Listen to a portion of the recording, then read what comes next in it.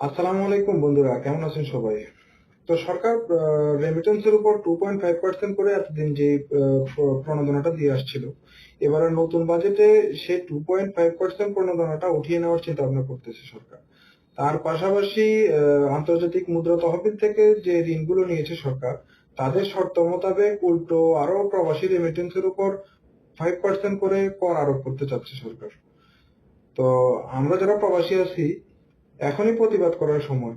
আপনার একটি প্রতিবাদ সরকারের এই প্রবাসী বিধ্বংসী যে সিদ্ধান্ত নিতে চাচ্ছে, সেটা থেকে দেশ, জাতি এবং আমরা যারা প্রবাসী আছি তাদেরকে রক্ষা করবে। আর সরকার যদি এই সিদ্ধান্ত নিয়ে ফেলে, তাহলে বর্তমানে হুন্ডির যেই দৌরাত্ম্য চলতেছে, হুন্ডিতে যেই পরিমাণ মানুষ টাকা পাঠাইতেছে, এর চেয়ে 10 গুণ আরো বেড়ে যাবে। তো আমরা আশা করি সরকার এই ভুল সিদ্ধান্ত থেকে সরে আসবে। ধন্যবাদ সবাইকে। আর ভিডিওটি বেশি বেশি করে শেয়ার করে দিবেন, যাতে সরকারের কানে এই ভিডিওটা, এই বার্তাটি